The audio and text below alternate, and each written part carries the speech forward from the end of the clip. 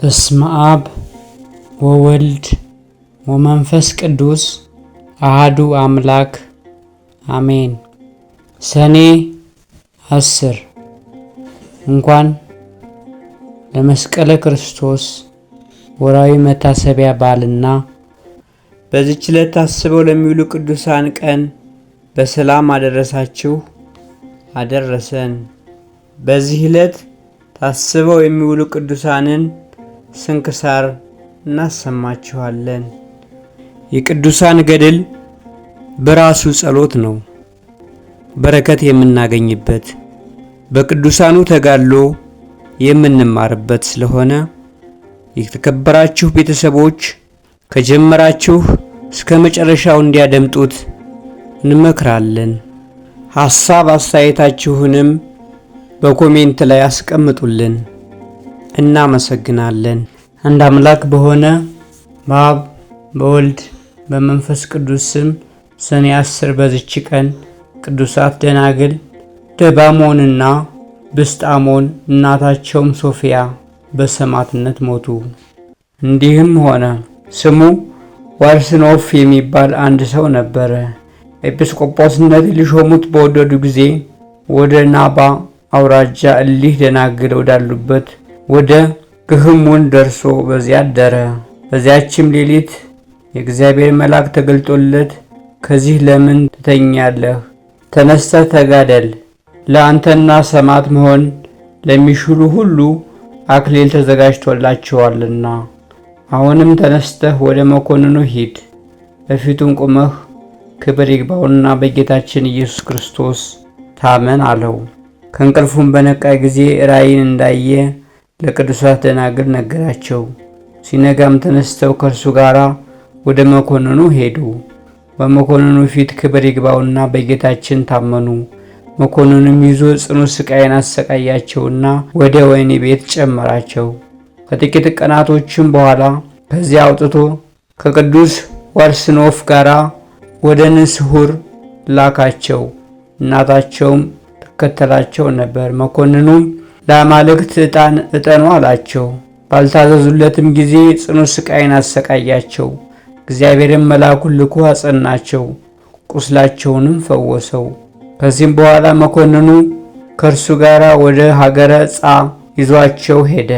የጣዖታቱ ካህናትም ጣዖታቱን እንደምትረግም ስለ ቅድስት ደባሞን ነገሩት። እንዲሁም ባልንጀራዋ ዮና የምትባል ሴት እንዳለች ነገሩት። እነሱም ኅብራቸው በየራሱ የሆኑ መልካም ልብሶችን እየሰሩ ለምግባቸው ይሸጡ ነበር፣ የተረፋቸውንም ይመጸውቱ ነበር። መኮንኑም የዮናን ዜና ሰምቶ ራሷን በሰይፍ እንዲቆርጥ ባለሰይፉን ላከው። የሰያፊውም ስም አውሎጊስ ነው። ወደ እርሷም በቀረበ ጊዜ ፊቷ እንደ መላእክት ፊት ብርሃንን ተሞልቶ አየና ፈራ። እርሷንም ወደ መኮንኑ እንዲወስዳት እንጂ እንዳይገድላት የእግዚአብሔር ጸጋ አስገነዘበችው። ቤተሰቦቿም ተሰናብተዋት ጽንፋ ከሚባል አገር ወጣች። ወደ ሀገረ ጻ ደርሳም መኮንኑን ተናገረችው። ከቅዱስ ወርስኖፍና ከባልንጀሮቹ ጋር እርስ በርሳቸው ሰላምታ ተለዋወጡ። ሰያፊው አውሎጊስም ክብር ይግባውና በጌታችን ኢየሱስ ክርስቶስ ታመነና ራሱን ቆረጡት። የሰማዕትነት አክሊልንም ተቀበለ። እንዲህም እሊህን ቅዱሳት ደናግልንም ራሳቸውን ቆረጧቸው፣ ገደሏቸውም። ፈጽመውም የድል አክሊልን ተቀበሉ። ቅድስት ደባሞንን ግን ጽኑ ስቃይ ያሰቃዩት ዘንድ በመንኮራኩር ላይ ሰቀሏት። በዚህ ስቃይም ውስጥ ብዙ ቀኖች ኖረች። የእግዚአብሔር መልአክም ያጸናት ያስችላትና ቁስሎቿን ይፈውሳት ነበር። መኮንኑም ወደ ወህኒ ቤት አስገባት።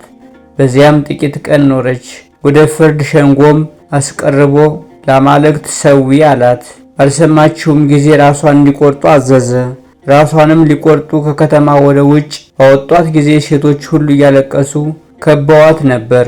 እሷ ግን ፈጽማ ደስ ይላት ነበር። ራሷንም በሰይፍ ቆረጧት። እንዲሁም እናቷንና እህቷን በሰይፍ ቆረጧቸው። በመንግሥተ ሰማያትም የድል አክሊልን ተቀበሉ።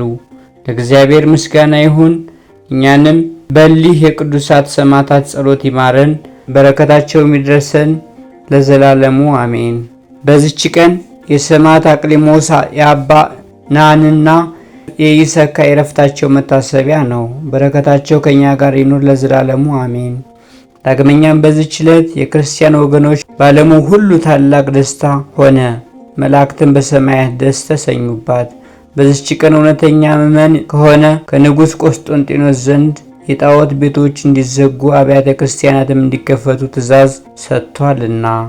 ደስታን የተመላች ያቺ መልእክት ወደ እስክንድሪያ ከተማ እንደ ዛሬዋ ቀን በደረሰች ጊዜ ፈጽሞ ደስ ተሰኙ። ወደ ግብፅ አውራጃዎችም ሁሉ ላኳት። ምእመናን ሁሉ ስለ ቤተ ክርስቲያን ክብር ከፍ ከፍ ማለት ደስ አላቸው። የጣዖት ቤቶችንም ዘጓቸው፣ አብያተ ክርስቲያናትንም ከፈቷቸው። እንደ ዛሬም በዚህች ዕለት በዓል አደረጉ። ይኸውም ቆስጠንጢኖስ በነገሰ በ11 ዓመቱ ነበር።